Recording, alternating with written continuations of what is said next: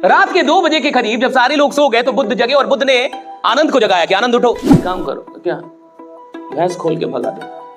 आनंद कह रहे पगला गया क्या ये आदमी, अभी तक इसको मैं गुरु मानता था, गलत आदमी को गुरु मान लिया क्या। गुरु कौन? कहा आप।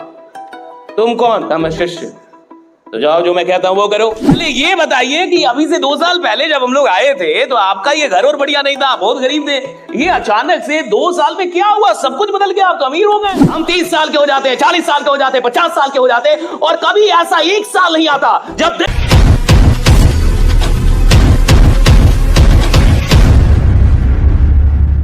एक बार क्या हुआ कि बुद्ध और आनंद उनके शिष्य थे, प्रिय शिष्य थे, भतीजे थे। जब वो दीक्षा लिए थे तो उनकी शर्त ही यही थी कि जहां भी आप जाइएगा मैं साथ रहूंगा। तो बुद्ध ने मान लिया था कि ठीक है, जहां भी हम चलेंगे तुम साथ साथ रहना।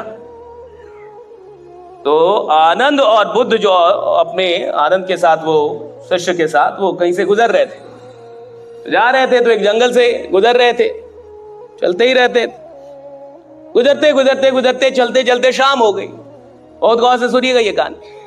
तो जब शाम हो गई और रात होने लगी तो बुद्ध ने कहा कि आनंद कहीं रुक जाते तो बढ़िया होता, फिर सुबह में चलते हम लोग। तो आनंद ने कहा कि जी महाराज, आगे देखता हूं, अगर कहीं कुछ मिल गया तो वहां रुक जाएंगे हम लोग, अब ऐसे कहां कहीं रुके। चलने लगे, चलते चलते चलते कुछ दूरी पे एक झोपड़ी दिखी।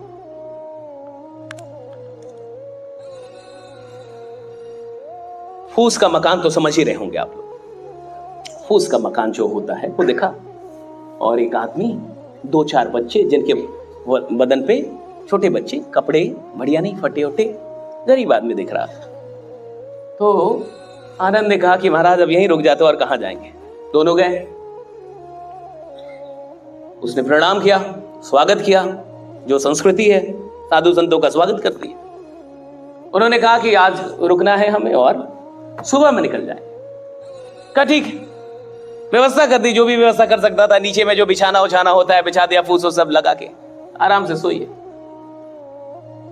और जो उसके पास चीज थी खाने होने के लिए वो दिया भी।